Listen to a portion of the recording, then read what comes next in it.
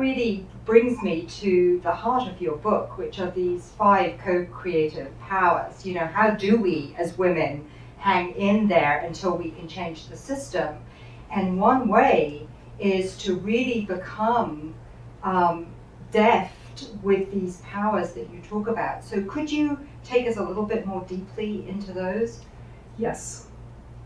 So I was thinking about this, before I came, obviously, and I want to say in more general terms first, so that when I say put the masculine in service to the feminine, what I mean by that is our strengths that women have become very good at, the masculine strengths. Many women are the hard-won masculine strengths of strategy, follow through, discipline, willpower, those things that get shit done. We know how to do that.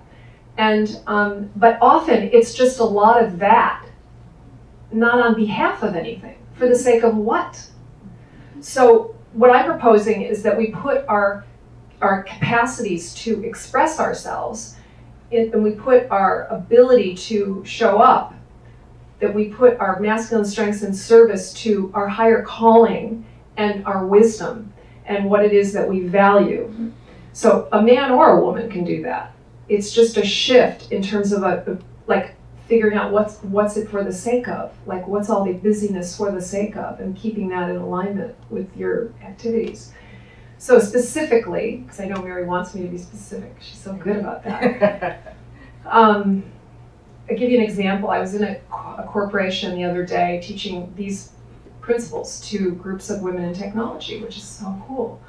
And at the break, a woman came back right after the break, and we were doing the session on the co-creative power of feelings. So let me first just say to you, the co-creative power of feelings get a bad rap. And the commonplace wisdom is that the workplace is no place for feelings. But I beg to disagree. As Eve Ensler said, we are emotional creatures. And our feelings, I say, are not the truth always, but they are the doorway to the truth. So only by receiving your feelings and bringing them into yourself and becoming familiar with them and understanding them, can you look beneath it to find out what it's telling you. And it might lead you to something really important, like we might be aghast at something, and it might tell us what we want instead.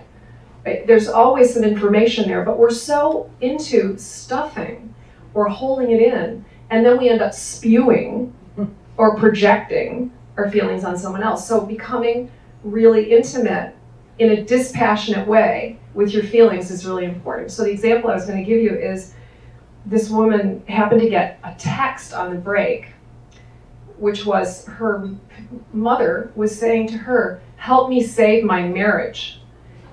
And she was having trouble with her partner, which I guess was her father.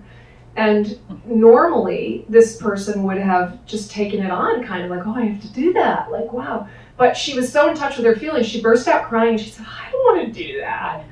And then that gave her, because she could feel the full impact of how important it was for her to not do that, she could then find the words.